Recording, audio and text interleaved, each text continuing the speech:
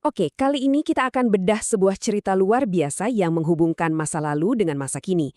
Ini adalah kisah tentang karma, niat, dan konsekuensi yang ternyata nggak bisa kita hindari. Coba deh, kita mulai dengan pertanyaan ini. Seberapa jauh sih gema dari perbuatan kita di masa lalu itu bisa terasa sampai sekarang? Nah, kisah ini mungkin punya jawabannya. Jadi, cerita kita ini berpusat pada Cakupalatera. Beliau ini seorang biksu senior yang disegani banget, yang waktu itu lagi berkunjung ke Vihara Jetavana. Tapi ketenangan itu nggak berlangsung lama. Waktu sekelompok biku mau mengunjungi Cakupala keesokan paginya, mereka malah nemuin sesuatu yang aneh dan cukup mengerikan di dekat tempat beliau meditasi. Para biksu ini langsung bikin kesimpulan sendiri. Mereka lihat puluhan serangga mati di jalur jalan kaki, terus mereka ingat, kemarin area ini bersih kok. Dari situ, mereka langsung loncat ke asumsi. Pasti Cakupalatera keganggu, terus dengan sengaja ngebunuh serangga-serangga itu. Wah, ini pelanggaran Vinaya yang serius banget. Yakin 100% dengan kesimpulan mereka, niat buat mengunjungi Sang Tera langsung batal. Mereka putar arah, rame-rame langsung menghadap Sang Buddha.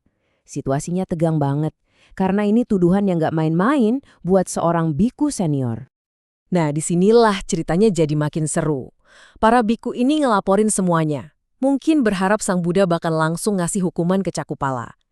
Tapi, yang terjadi selanjutnya benar-benar di luar dugaan.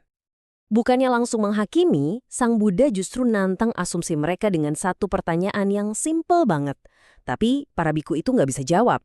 Mereka cuma bisa bilang serempak, tidak bante. Dan pertanyaan satu ini mengubah total arah ceritanya. Disitulah Sang Buddha mengungkap dua fakta yang langsung menghancurkan semua tuduhan mereka.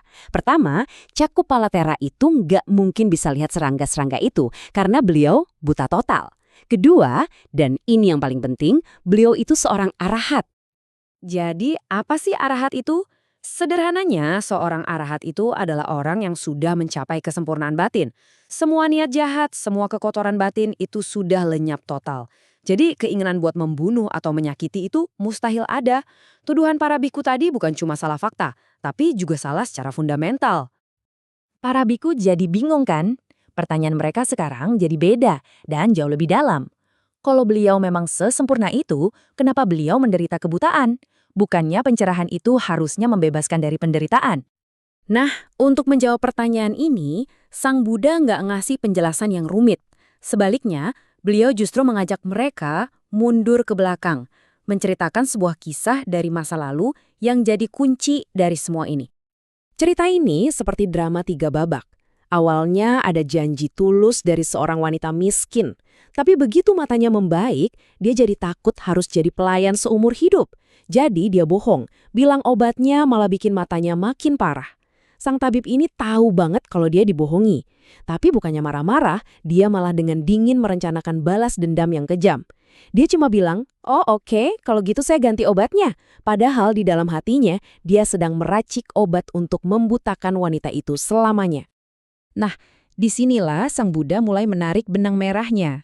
Beliau menghubungkan kisah si tabib dari masa lalu ini langsung ke kondisi Cakupalatera yang ada di depan mereka. Jadi begini cara karma itu bekerja. Si tabib dalam cerita tadi di banyak kehidupannya yang berikutnya terus-terusan terlahir kembali dalam kondisi buta. Itu adalah buah dari perbuatannya. Dan di kehidupan yang terakhir ini dia terlahir sebagai Cakupalatera. Walaupun dia berhasil mencapai tingkat spiritual tertinggi, buah karma dari perbuatan masa lalunya itu tetap matang dan harus dia terima. Ini dia inti penjelasannya. Kebutaan yang dialami Cakupala itu bukan nasib sial, bukan kebetulan yang malang. Itu adalah hasil yang pasti, akibat yang nggak bisa dihindari dari sebuah niat jahat yang pernah dia tanam jauh di masa lampau. Setelah misteri kebutaan Sang Tera terpecahkan, Sang Buddha kemudian menyampaikan sebuah ajaran yang menjadi jantung dari keseluruhan cerita ini. Coba deh kita renungkan sejenak kata-kata ini. Pikiran itu yang pertama. Pikiran yang jadi pemimpin. Dan kalau pikiran itu jahat, penderitaan pasti akan ngikutin, nempel terus sekokoh roda pedati yang terikat pada lembu penariknya. Nggak bisa lepas. Jadi, apa intinya buat kita? Sederhana banget, semuanya itu dimulai dari pikiran. Ucapan dan perbuatan kita itu cuma pantulan dari apa yang ada di pikiran kita. Dan kalau pikiran itu dasarnya niat buruk, maka penderitaan itu adalah konsekuensi yang pasti, bukan sekedar kemungkinan. Dan ini membawa kita balik ke awal cerita. Cakhupalatera menginjak serangga tanpa niat sama sekali. Jadi itu nggak menciptakan karma buruk baru buat beliau. Sebaliknya, si tabib, yang notabene adalah kehidupan lampau beliau, bertindak dengan niat jahat yang sangat jelas. Dan tindakan itulah yang menghasilkan penderitaan berabad-abad. Jadi kuncinya ada di mana? Di niat. Kisah ini ngasih kita gambaran yang jelas banget ya soal sebab dan akibat, tapi ini juga ninggalin kita dengan satu pertanyaan terakhir buat direnungkan. Kalau pikiran kita sekuat itu, gimana caranya kita bisa membentuk pikiran kita jadi lebih baik? Nah, itulah tantangan yang tersisa untuk kita semua.